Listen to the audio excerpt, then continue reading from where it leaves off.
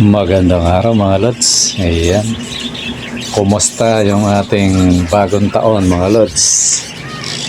Grabe yung mga paputok mga idol. Ang lalakas. Ngayon mga lods, may sasagutin lang tayong dalawang katanungan. Ayan. Pagkatapos ng ating intro mga lods. Let it, bang, bang. Magandang araw mga lods. Ayan. Ngayon nakaraos na yung bagong taon mga lods. Grabe yung yung paputok dito sa amin. Nayayanig yung yung ginawa kong banyo dito sa bahay medyo nagpatsi-patsi ako sa dingding, nalalaglag yung mga simento. Tsaka ang sakit sa dibdib mga lods. Ibang klase yung mga paputok ngayon. Nalakas. Sana sa atin mga idol walang na-injured kasi napaka napanood nga kami kagabi wasak yung yung kamay ng bata, tapos yung isa patay. Ayan, bago mag New Year pa yata yun mga idol. Ayun, iiwan na natin yung mga idol, at least nakaraos na. At buti umulan dito sa amin kasi nagpapaputok na naman. Hindi pa nga nakatulog ng maganda nag-uumpisa na nagpaputok ayun. Buti umulan. Buti naman yan, na matigil sila. Iwan na natin yan mga idol. So ngayon ang lang natin ngayon, i-vlog lang natin itatapi kaya magpapasalamat lang tayo dun sa mga itong nakaraang taon na to. Napakaganda ng natin sa mga kids. Ayan, kanina binibilang-bilang ko yung mga alaga natin. Sabi ko, yung dating naglalaman ng 50 mahigit ang laman na lang nasa 18 peraso na lang mga lods. Tuloy mo yan mahigit 50. Tapos ngayon, 18 ba o 17 na lang kasi may kinuha pa ako doon. Yan. Tapos yung nagsisiksikan na doon sa dalawang cage na para sa bago, tsaka yung medyo inihiwalay ko, yun. Ang laki nang nabawas kasi sunod-sunod yung kumuha mga lods. Kaya salamat sa inyo. Yan. Mabuhay kayo. Sana maparami nyo yung mga kinuha nyo sa akin. Tapos may sasagutin tayong dalawang tanong. Yan. Siguro iyon ako na yung wala pa sa Pilipinas mga lods. Nagtanong to sa messenger Sabi niya, Lord, meron na bang dominant na pied na black face? Ayan. Dati ang sagot ko sa kanya, sabi ko wala pa. Tsaka wala naman sa Pilipinas talaga yun Bandang huli nahagip ko yun, meron sa pag medyo nenenokin natin ng mga ilang segundo yung video na siguro na yun para maipakita sa inyo na meron na. At hindi lang pied na black face mga lods. Marami nang naging mutation yung black face na yan o black budgie. Ang dami na. May pa nga spangle. Spangle na classic na black face. Yan, meron na yan mga lods. Kaya sagot ko sa iyo idol, meron na. Yan, meron na yon. Siguro pag may time tayo baka ipakita ko yun kasi baka mamaya mapasobra yung kuha natin maano na naman tayo, mawarningan na naman tayo ni YT. Kasi dati na suspension channel ko lods 3 months yun. Kaya ayoko na yun kasi sayang yung kahit sabi mo barya-barya lang yung yung sa loob na isang buwan barya lang totally as in barya. Sayang kasi 3 months, diba kaya yun siguro pag kinuha natin yon yung video na yon hindi sa basta papakita ko sa inyo meron na talaga. Yun nga lang, sa Pilipinas, maaaring meron na yan, kagaya ng black budgie na yan. Pero, baka hindi pa pinapakita ng Siyempre, yan, mahalang presyo, Kaya tayo, wala pa tayong nakikita, lalo na sa mga pet market, wala yan. Kasi, yan, malaki halaga niyan, mga idol. Kaya, sagot ko sa Lods, meron na yon. At hindi lang dominant pied yung may black face. Marami na, meron pa nga red eye. Kapag kaya lang baka kinakabahan ako, baka mamaya mapaul tayo siguro kada video 5 seconds, sunod na video 5 seconds para hindi tayo para hindi tayo mapaul, tas maliit lang nalagay natin. Kaya yan, Lods, ang sagot ko sa'yo, meron na, marami na yan. Kaya lang hindi pa natin alam mga eksaktong tawag. Yung kagaya black face palo, yan. Siguro ganun na yung tawag doon. O black budgie, red eye, tamang tawag. Basta hindi na pa natin alam. Tsaka natin yung mga Lods. Kahit nga yung tinitingnan ko, parang wala pa silang pangalan doon na nilalabas Pero malinaw doon, palo na black budgie. Yan, mayroon na yan mga Lods. Ngayon tanong mo, idol, meron na yan yung pied na na black face, meron na. Sunod namang kasagutin natin, although ito nagtanong to sa sa comment section, si Batangas TV. Sabi niya, boss, sabi niya, tanong ko lang po, sabi niya, nasa 1 year plus na yung parakeets, sabi niya. Okay po ba na mag-breed sila? Okay pa ba na mag-breed sila? Sabi niya. Kasi may nabili ako, sinabi ay nasa 1 year and 6 months na po. Yan. Yan yung niya. Yung tanong niya. So ngayon, ito talaga yung sinagot ko to, pero lang. Tama nga, basta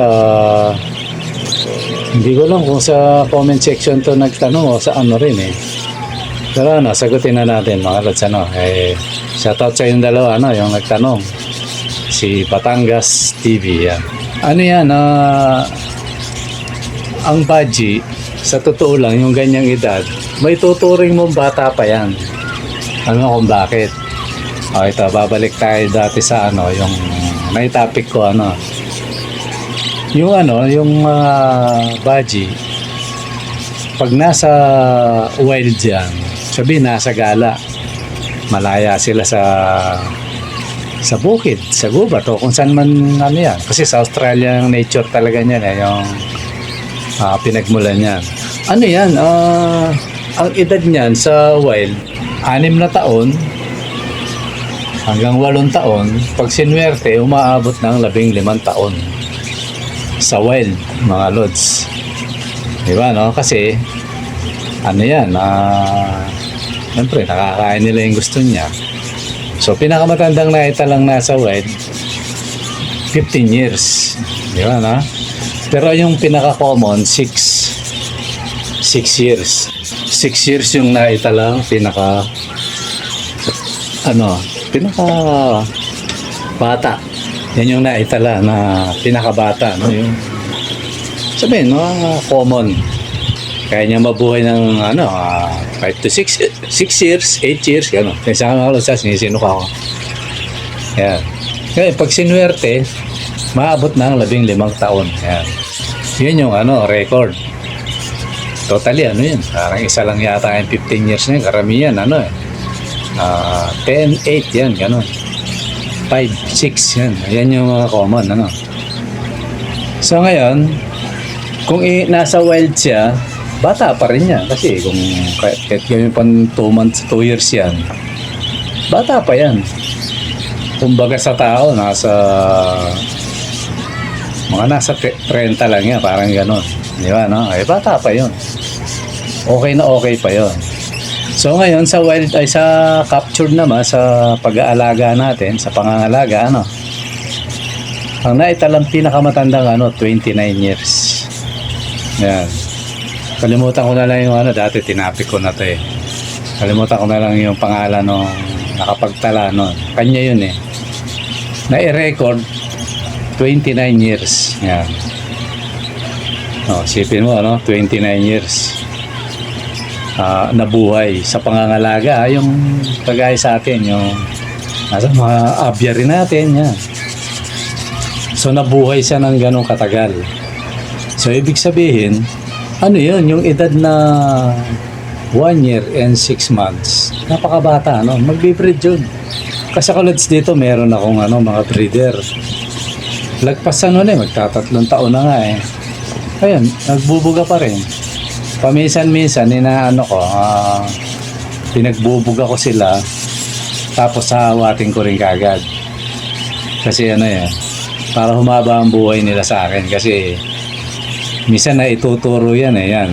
Saksi yung mga bumibili rito, na ituturo nila yon, sabi ko, hindi ko binebenta. Kasi yan yung mga breeder ko na, mga sinauna kong breeder. Yan, yung mga anak nila, may bebenta ko. Pero sila, hindi ko sila ina-out. Kasi siyempre, malay mo, maging record din yung mga yan, di ba, Mangilan nila na nga lang yan eh. Kasi totally, yan. Lahat-lahat ng nabili ko yata, 14 pieces. Yung iba na, namatay na eh. Si Tweety, sino pa ba yung kapartner ni Tweety? Nakalimutan ko lang mga lods. Basta marami na akong mga unang breeder na namatay na. Ito, natitira, matibay. Kaya ginagawa ko, minsan makabreed ng isa, dalawa, nalagay ko na uli sa sa flying cage. Minsan ang ginagawa ko pa, pinagpapare sila, kinuha ko itlog, binibreed ko sa yan, isa na yung yung na-out kong huli, yung kay yung taga Angono Rizal, kay Jovan, Mark Jovan, yan. May nakuha silang mga big size, yun, mga anak ng mga breeder kong malalaki yun. So, ganun lang ginagawa ko, minsan pinapaitlog ko, kukunin ko yung itlog nila, tapos pag parang good na ako, yun, pakakawalan ko na yun. Hindi ko sila masyadong ini-stress kasi siyempre mga matatanda natin breeder yun eh. Kaya yun, hanggang ngayon, nasa akin pa, may itlog pa rin. Kaya yung sa'yo, Lods, napakabata pa noon, yung 6, kumbaga, 1 taong kalahati, bata pa yan. Marami pang maibubuga yan. Kaya lang, dapat maganda nga lang yung pag-handle natin. Kasi pag hindi rin maganda yung pag-handle natin, siyempre, baka mamaya, ma-over-stress yung mga yan,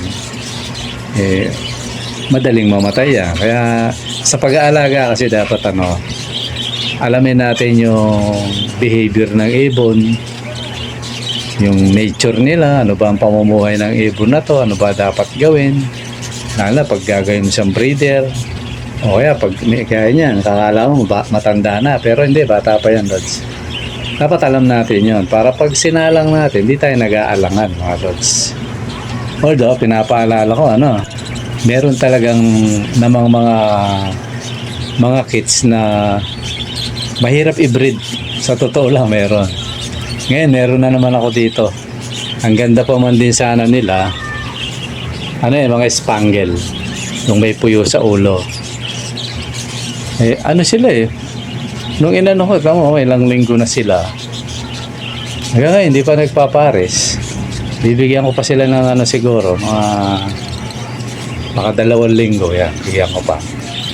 Pag hindi pa rin, kakalasing ko na, magsasalang na ako na iba kasi sayang yung sayang yung panahon. Yan. Kaya minsan, ito, pag hindi nyo kaya, Lods, huwag nyo gagawin kasi minsan, nagbubunga ng patayan to sa ibunan natin.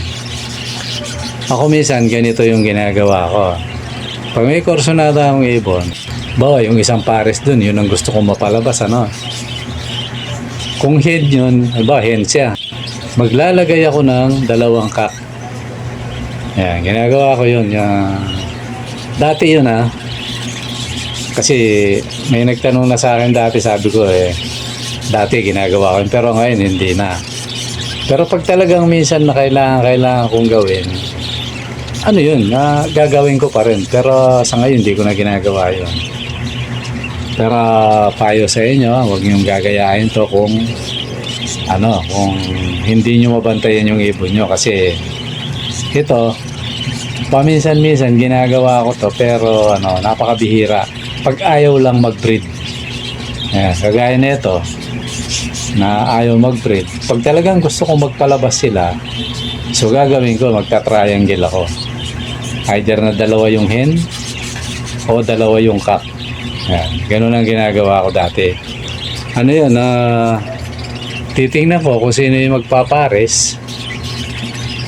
Minsan nakakatawa nga yan, Lods eh. Alam nyo kung bakit. Sa katagalan, pinagpares mo, tatlo sila. Tapos ang nagpapares yung parehas lalaki. Siguro nakikita nyo sa sa ibunan ko, pansinin nyo, obserbahan nyo yung mga ibon ko, parehas lalaki nagpapares, di ba? Kaya minsan binubugaw ko yan eh. Sa totoo lang mga lods, yung mga yan, lalo na ngayon yung mga, kaya nga kung minsan pakita ko bawas na yung nasa gala, yung mga pinakawalan ko, alam nyo kung ba't ko binawasan. Pambihira, akala ko nagpapares na. Uy, sabi ko may nagpares. Nagbimbangan eh. Kung nakita ko parehas lalaki, walang yan, sabi ko. Daming hen eh. Pinarisan ba naman yung yung kapwa niya, kak. Kaya sabi ko mga mga bastos tong yung ginawa ko, kinulong ko uli. Tapos ito pa ang na napansin ko sa kanila, pinapasok nila yung pugad nung nangingitlog na. Ngayon, mabait na ibon yan eh. Yun, nangitlog na ng yan eh. 3 yata yung, kung di ako nagkakamali. Tapos nilagyan ko pa ng 4. Sayang nga yung yung 4 na puro fertile pa naman yan. Nilagyan ko ng 4. Di ba, 7 na yung itlog, sabi ko yan. Kasi mahusay maglimlim yan eh. Kamukot-mukot ko, puro basag-basag yung ibon. Walang natira kahit isa. Pagtingin ko, ubos na lahat yung yung itlog. Wala na, basag-basag na. Kaya yun, tinitingnan ko, observan ko kung sino yung mahilig dumungaw doon. Ayun, yung mga hen, siguro gusto na rin umitlog. Kaya lang, wala na akong pwesto. Ayoko na sumikip yung area eh. Ngayon, binabala ko sana pag medyo nakalabas ako na alanganin akong gawin kasi disaster kasi yun mga lods yung yung colony breeding. Hanggat maaari ayokong gawin sana yun eh kasi baka yung mga inakay tsaka itlog, sayang lang kasi yan yung nasa gala na yan, yung nakikita nyo na minsan, di ba, lilipad-lipad, merong pugad na isa. Yan, isa lang yung nest box. Kaya yan, nag-aagawan sila. Buti marunong tong matapang. Na-handle niya, kaya lang, siyempre, aalis yan, kakain. Malawak yung kulungan. Ayun, sinasamantala ng mga ng mga ibang ibon, mga kids, papasukin yun. Nangyayari yung mga itlog. Ngayon, naglilimlim yun. Kaya sabi ko, bawasan ko. Kaya binawasan ko yung mga yung mga mga lumilipad-lipad dyan. Gusto pa nga ang bawasan eh. Ititira ko yung mga bata. At least yung mga bata, wala pang muwang sa ganyan. Hindi pa naghahanap ng pugad dyan. O kaya kung may papares man, ayaw pa niya yan eh. Kaya yun na lang siguro. Pero yung mga matured, pinagkukulong ko na nga eh. Kaya yun mga idol, ba't ba tayo napunta ron So yun, dahil dun sa tanong ni Lods na dahil akala niya matanda na yung 1 taong kalahati. Hindi, bata pa yan, Lods. Meron pa nga nagtanong sa akin 5 years 5 years nga ba o 3 years? Ano pa rin yun, yung 3 years? Niwala kayo sa akin kasi yan. Gaya na sabi ko nung araw sa vlog ko, may nabasa akong yan, hanggat yan, lalo na kung nabuhay lang sa wild ito sa wild 5 years siyang nabuhay. Hindi titigil mga itlog yun mga lods. Tuloy-tuloy yun. Yun yung yun yung na-record, Ngayon yan daw, sabi nung sa nabasa ko, pag talagang na yan, pag yun talagang hindi na siya, sa tingin niya, inutil na, yung sa matanda. Alam kasi ng ibon, pag malapit na siya, mamatay eh. Alam nila yun. Yung matanda na sila, alam nila yung na, pupunta sa isang lugar na yun, na parang malayo na sa sa mga kasama nila, hihiwalay na yun, hanggang sa abutan na siya. Yan, may nabasa akong ganong sa yung mga nagre-research niyan, o mga talagang pinag-aralan yung ibon na yan.